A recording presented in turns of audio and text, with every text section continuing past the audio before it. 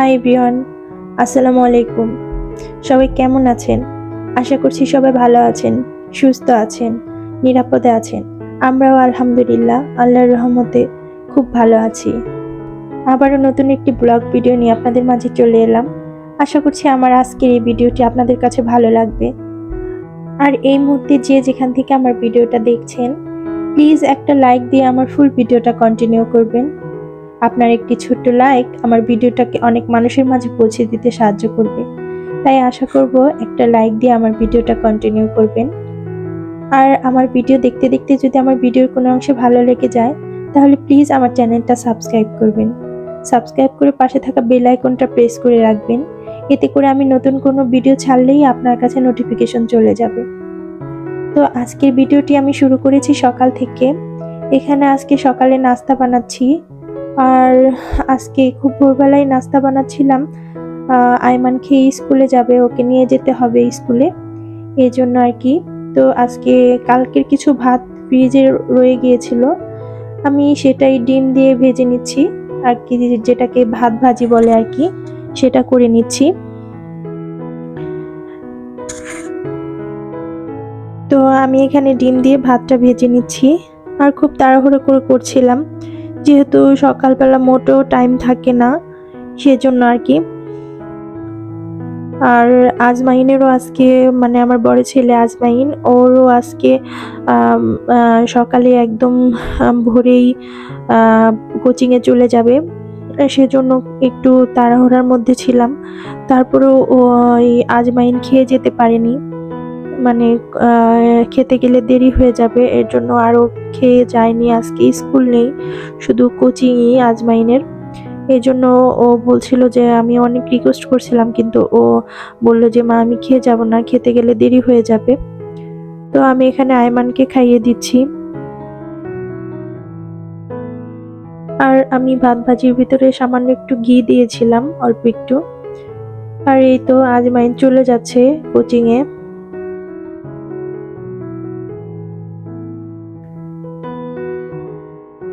আর এখন হচ্ছে দুপুরবেলা।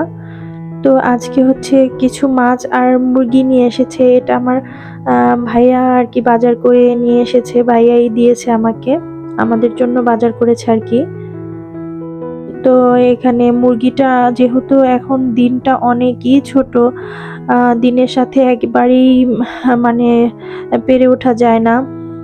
আর আমার মনে হয় আমার যে আপুরা আছে সবারই এই ভিডিও আপলোড করা, ইউটিউবে ভিডিও আপলোড করা, এই দিনের ছোটর কারণে আমার মনে হয় সবারই টাইম উল্টাপাল্টা হয়ে গিয়েছে। আগে যাদের ভিডিও আমি যে টাইমে দেখতাম, এখন দেখি তারা সেই টাইমে ভিডিও ছাড়ে না, অন্য টাইমে ছাড়ে।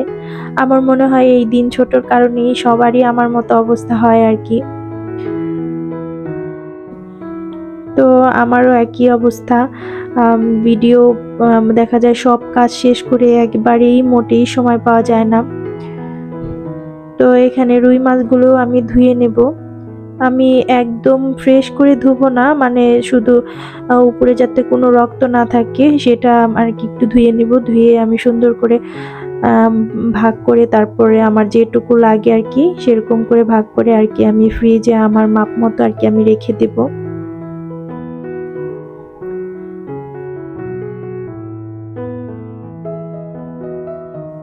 আর এই জন্য দিন ছোটর কারণে আজকে দেখা গেছে যে আমি মানে মাছ আর মুরগি ভাইয়া আমাকে না জানিয়ে নিয়ে এসেছে, এর জন্য অনেক লেট হয়ে গিয়েছে। আমি পরে আর মুরগিটা ধুয়ে কমপ্লিট করতে পারিনি, যার কারণে ওটা আমি মুরগিটা এমনিতেও বানিয়ে নিয়ে এসেছিল, এর জন্য ওভাবে আমি ফ্রিজে রেখে দিয়েছি। পরবর্তীতে আমি আর কি ওটা আমার সুবিধা মতো, সুযোগ সুবিধা মতো আমি ওটাকে ফ্রেশ করে ধুয়ে তারপরে সাইজ করে ভাগ করে রেখে দেবো আর কি, আমার যেটুকু লাগে সেই পরিমাণ আর কি।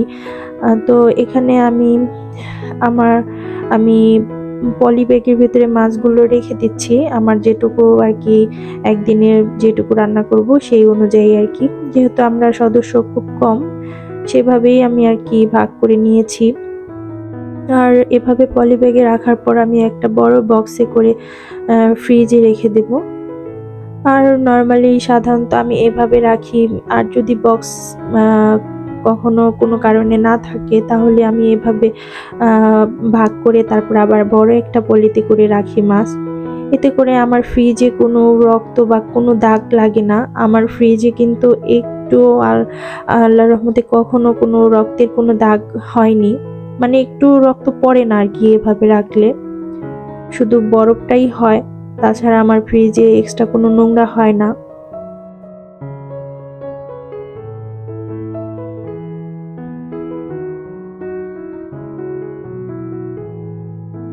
আর এখন হচ্ছে আমি বেচিংটাও পরিষ্কার করে নিচ্ছি, যেহেতু মাছ ধুয়েছি, মাছের একটা ব্যাড স্মেল আছে, সেজন্য আমি এটা পরিষ্কার করে তারপরে আমি দুপুরের রান্নার কাজে যাব। তো এগুলো করতে করতে দেখা যায় একবারেই সময় পাওয়া যায় না। আর এখন শীতের দিন, রান্না বাড়া শেষে আবার বিকালে দেখা যায় ভিডিও এডিট করতে হয়। আমার গত ভিডিওতে এক মিষ্টি আপু আমাকে কমেন্ট করেছেন, জাফরিন তোহা, আমার এই মাজনিটা দেখে, যে আসসালামু আলাইকুম আপু, তোমার মাজনিটা কোথায় থেকে নিয়েছো? খুব সুন্দর হয়েছে জিনিস গুলো। তো আপুর জন্য আমি বলছি, আমি এই মাজনিটা নিয়েছি বেস্ট বাই থেকে। আর এটার সাথে কিন্তু আরো দুইটা মাজনি আছে, মানে ওটা নষ্ট হয়ে গেলে আমি ওটার সাথে এই দুটা অ্যাড করে নিতে পারবো। আর দুপুরের জন্য আমি আজকে শাক আর রুই মাছ ভুনা করব। আর আমি এখন হচ্ছে আরো কয়েকজন মিষ্টি আপুর কমেন্ট পড়ছি। তো আমার গত ভিডিওতে আমার দারাজের পণ্য নেওয়া দেখে আমার আরেকটা মিষ্টি আপু কমেন্ট করেছেন, রাফসান আরফিন মম ব্লগস থেকে, আসসালামু আলাইকুম আপু, দারাজ থেকে আমি যতবারই কোনো জিনিস অর্ডার করেছি প্রত্যেকটা জিনিসই আমি ঠকে গেছি এবং এর জন্য এখন আর দারাজ থেকে কোনো কিছুই অর্ডার করতে ভালো লাগে না। তো আলহামদুলিল্লাহ আপু, আমি এই পর্যন্ত দারাজ থেকে যতবার অর্ডার করেছি কখনো ঠকিনি। যে পণ্যটাই অর্ডার করেছি সেটাই এসেছে।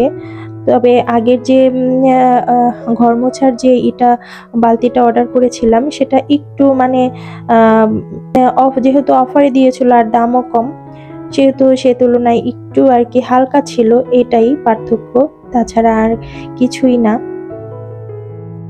আর আমার আরেকটা আপু আমার কয়েকটা ভিডিওতে বারবার কমেন্ট করেছে, ফারজানা সিম্পল লাইফ থেকে,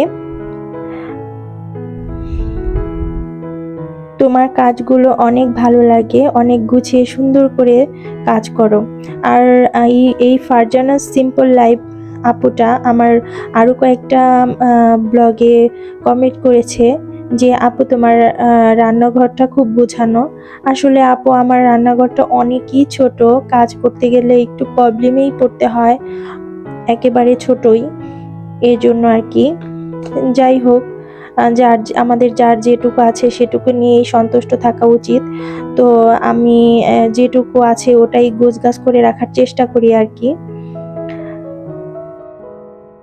আর আমার আরেকটা আপু কমেন্ট করেছে, আমার সেই আপুটার নামটা মনে নেই, আইডির নামটা মনে নেই, ওই আপুটা কমেন্ট করেছে যে আপু আমরা তো জামা কাপড়, মানে আমি গত ব্লগে বলেছিলাম যে আমার কখনো জামা কাপড় নষ্ট হয়ে গেলে ফেলে দিতে ইচ্ছা করে না। তো ওই আপু কমেন্ট করেছিল যে আমরা কখনো জামা কাপড় তো ফেলে দেই না আপু, আশেপাশে যারা গরিব আছে তাদেরকে দিয়ে দিলেই তো হয়। কিন্তু আপু আমি যেখানে থাকি এখানে আশেপাশে আমি কাউকে দেওয়ার মতো কাউকে দেখিনি, এর জন্য আর কি দেওয়া হয় না। আর এমনিতেও আমরা বাঙালি, আমরা কখনোই কোনো জিনিস ফেলি না, দেখা যায় নষ্ট হয়ে গেলেও ওটা অন্য কাজে ব্যবহার করা হয়। তো যাই হোক, তো আমার যেসব আপুরা এমন সুন্দর সুন্দর কমেন্ট করেন তাদেরকে অসংখ্য অসংখ্য ধন্যবাদ। তো আমি কথা বলতে বলতে আমার রান্নাটা কিন্তু কমপ্লিট হয়ে গিয়েছে। তো আজকের ভিডিও এই পর্যন্তই, ভালো থাকবেন সবাই আর আমাদের জন্য দোয়া করবেন। দেখা হবে পরবর্তী ভিডিওতে।